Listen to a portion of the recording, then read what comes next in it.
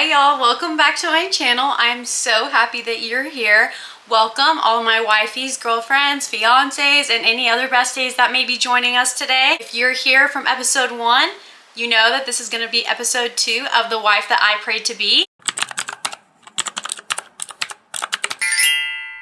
Today's episode is going to be a very tender episode and maybe a hard wake-up call for some of you. We'll be talking about how to love your partner even when you feel like your emotional tank is very low. So if you want to learn how to love your partner through those tough times, keep on watching. I came into marriage with really high expectations, and also I grew up in a household where my parents were not together, and there was a lot of things that I saw that I did not want for my relationship. So I felt like because I had seen all of those things that I did not like, I was very honed in on the fact that I cannot let this happen to me. I cannot let this happen. I cannot let little things go, because then I'm letting a man disrespect me. And it's okay to have expectations. I think we all see things or maybe have some past traumas before we get into our marriages that we kind of carry with us, and sometimes it leaves a scar. So we have an expectation that's built on top of that, and we are making sure that our partner is going to be held to that expectation because our previous partner did not. But the shocking truth that nobody tells you, no human being is going to ever be able to meet all of your expectations all of the time. And I think for me, this was a really big, rude awakening and wake-up call, because whenever my husband wasn't meeting an expectation, it would cause me to get in a really defensive state. And I was just terrified of like allowing him to get away with things per se, and then it just would keep scared that it would just keep happening and happening and happening again. At the end of the day, my husband is human and I am human, and I just want you guys to keep in mind that no one, not even the best man, can meet all of your needs perfectly all of the time. If you think about it, that is like asking God to give you a perfect person, and we all know that there was only one perfect person to walk this earth. Expectations are okay, but there is a big difference between having expectations and believing that your partner should never fall short of those expectations. Whenever your partner disappoints you or lets you down, I want you guys to know that that is completely normal. That's going to happen. Just because your partner disappoints you, don't get into that mentality of thinking, well, maybe we aren't meant to be together. It just means that y'all are both still growing. What personally made it hard for me is I felt like every time me and Nick would get into a fight, I'd get on TikTok and I would see all of these videos that were like, don't settle for this. If he wanted to, he would. If he won't, someone else will. A lot of those like modern day dating mentalities. And in my personal opinion, I feel like they are setting you guys up for failure, telling you to settle at all. What I'm saying is this mentality of if he wanted to, he would, and if he won't, someone else will, is going to teach you to have a very impatient mentality, and it's going to teach you to think that the grass is always going to be greener somewhere else. It's going to tempt you to believe that your relationship is supposed to be easy and that any mistake is a red flag. So you are not called to settle, but you are also not called to search endlessly to the end of the earth for somebody who's never going to disappoint you.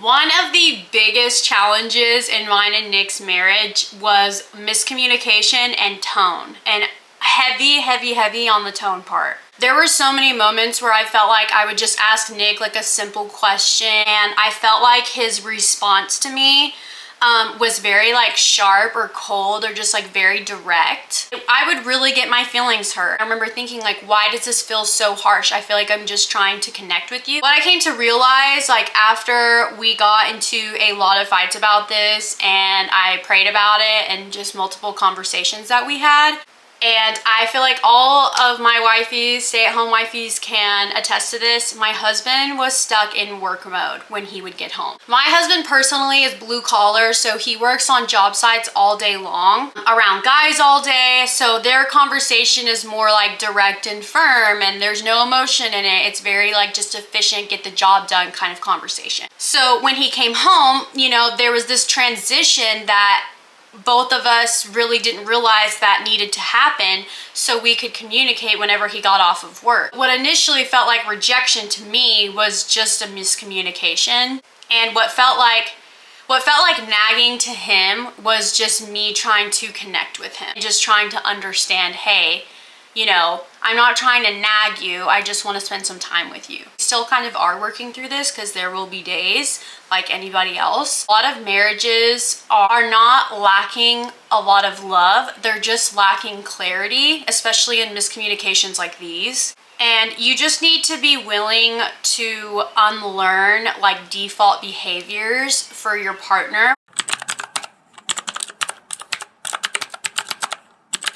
So my husband is a very manly man, and I love that about him. It's one of the many things I love about him, and it's one of the many things I feel like that really caught my eye. I really loved how like macho man he was, and very like strong, dependable, grounded, you know, just that. I really love that about him. So if I'm being completely honest, like at the beginning of our marriage, that strength and like macho man mentality came with so many walls, like so many walls where you're like, man, am I ever going to knock down half of one at least? So, you know, as a woman, because we are more we are more aware with our emotions, I feel like, more than men. I wasn't just craving like quality time or acts of service. I was just craving that emotional intimacy that I felt like I really wasn't getting. And so the more I wasn't getting it, the more I was like, I need this, I need this, I need this. Honestly, just really wanted to know what was on his heart, and I just wanted to be there for him. I wanted him to understand that he did not need to do everything alone. For a while, I was honestly worried because I was like, is this something he's not capable of? Is this something that we're ever gonna have? Like, you know, it really put me in a bad mindset. And what I didn't understand is that he wasn't being distant from me to hurt me.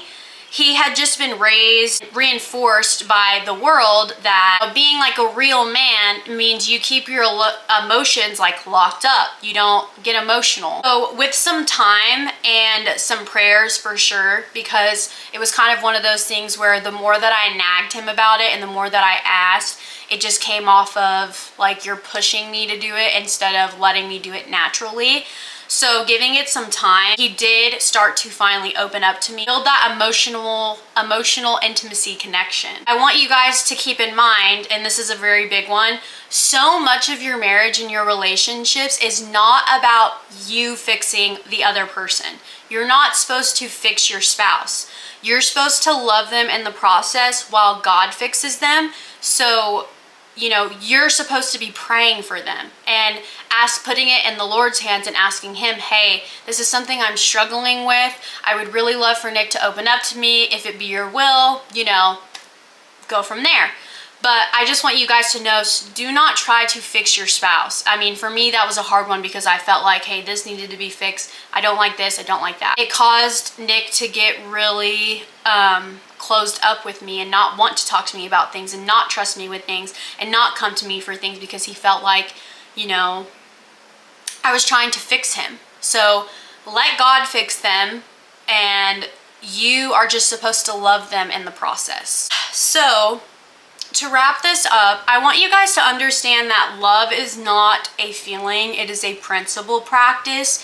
You know, you can love somebody, but it's going to be the work that you put in that keeps that love there. So I want you guys to think of love as more of a principle practice instead of just a feeling. If you're in a season where you feel like maybe you're not getting the love that you would like from your spouse, or maybe you're not as loved as you would like to be, don't harden yourself and don't close yourself off from your spouse. And don't punish them, because if you do, it's only going to make it worse. You're basically fighting fire with fire.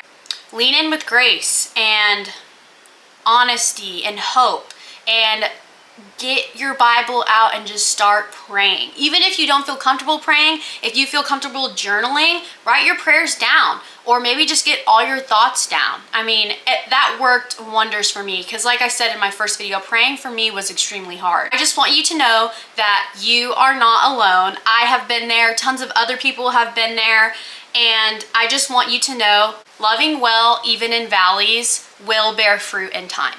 If this resonated with you, I would love to hear some of your stories in the comments, or if you would like to privately message me, please do. If you're on your own journey of growing in love, go ahead and hit that subscribe button. I would love for you to stick around and see all the other episodes to this series to see what I have to offer to help you guys. Also, on the next screen, I'm going to put some Bible verses that kind of go with what we talked today. I want you guys to write them down, highlight them, put them on sticky notes, put them on your mirror, put them on your fridge.